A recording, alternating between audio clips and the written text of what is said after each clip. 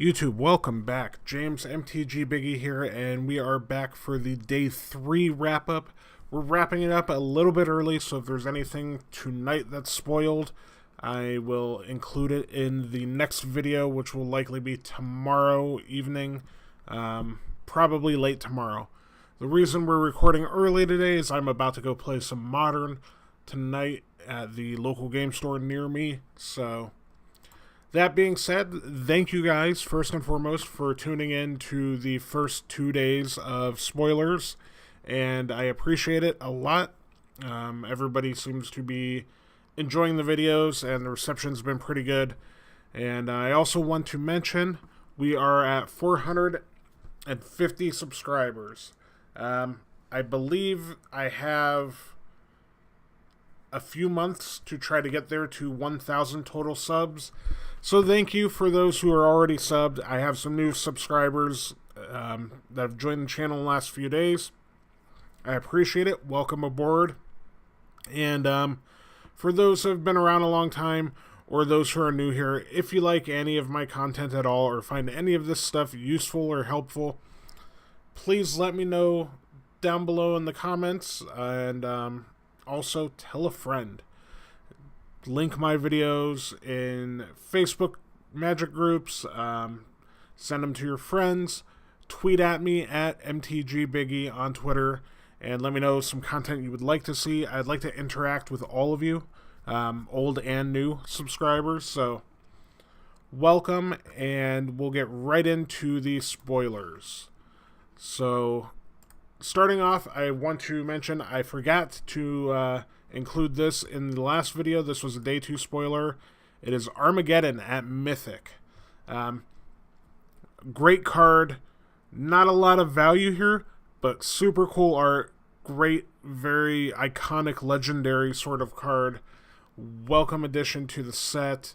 The monetary thing, while not great, Armageddon is sweet, and playing this in an aggressive white strategy, or an aggressive like red and white strategy where you can curve out 1-drop, 2-drop, 3-drop, and then get in while your opponent's still trying to set up, is very powerful. Armageddon classically has been played alongside aggressive white creatures and green creatures since like the beginning of Magic. So very cool to see. Those who were around back in the day or have heard tell of it, the very classic, very incredibly good deck for its time, Armageddon. This is the Geddon part of it. Jin was the other half. It's nice to see a high amount of value put on the nostalgia level, because we're going through 25 years of Magic the Gathering history. So Wizards, congratulations. And that was a very good include.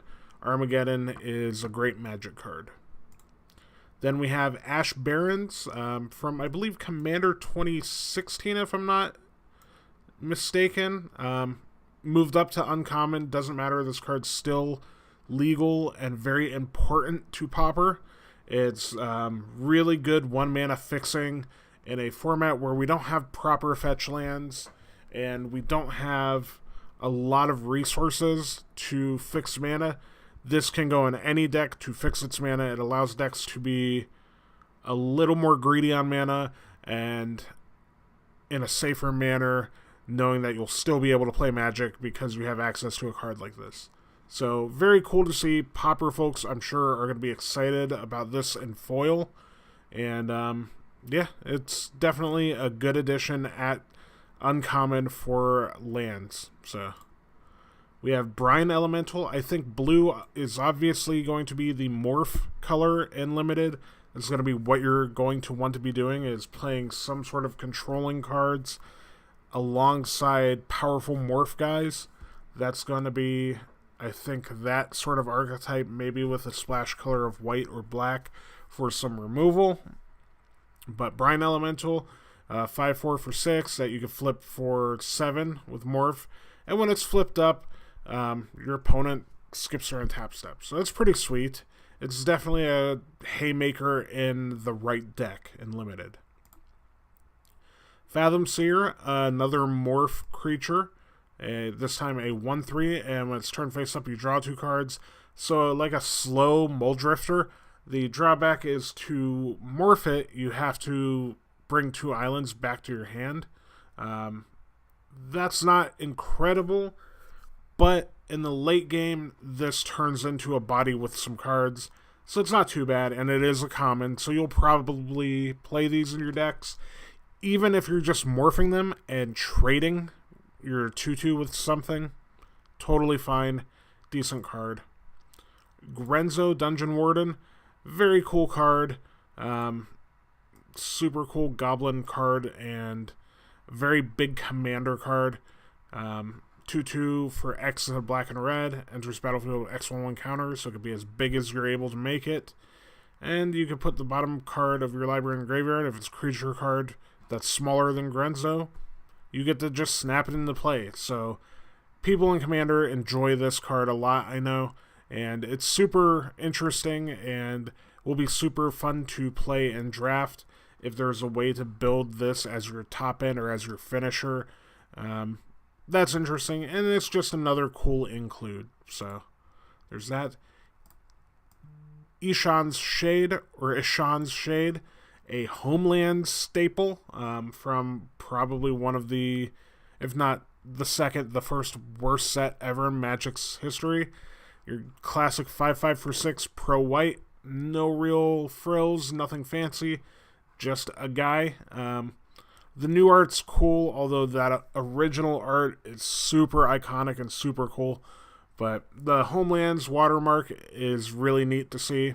So that's cool. At uncommon, it's interesting, and I'm sure it's totally playable if you draft 1 or 2 of these, or even sideboard them in for the white matchup. Then we have Invigorate. This card, I believe, was spoiled by Tom Ross.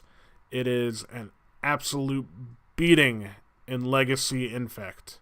It is the reason Infect is a deck in Legacy, because you could just cast this for free and kill your opponent pretty quickly. This is the card that allows for the turn 2 and turn 3 wins in Legacy Infect, and this into Berserk is just an unbeatable sort of burst of raw power on an Infect creature. So Invigorate, very cool. The artwork's cool.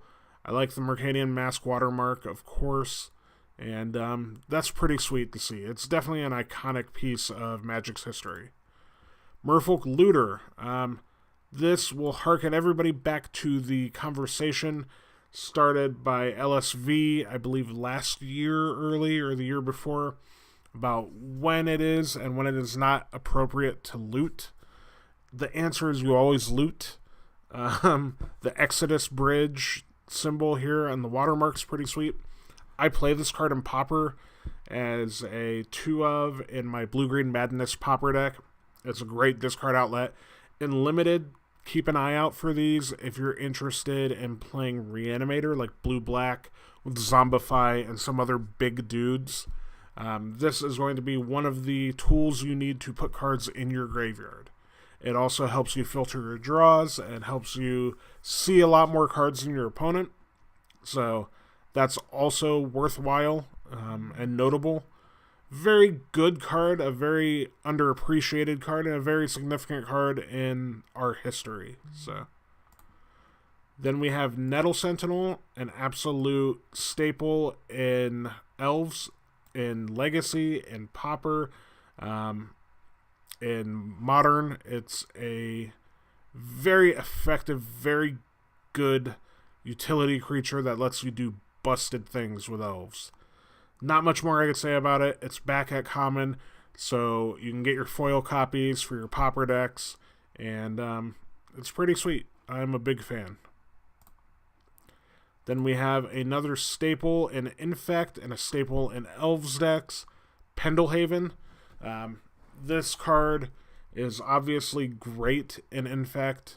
It allows you to make your Bladed Agent bigger for no investment at all. You don't have to spend a card on it.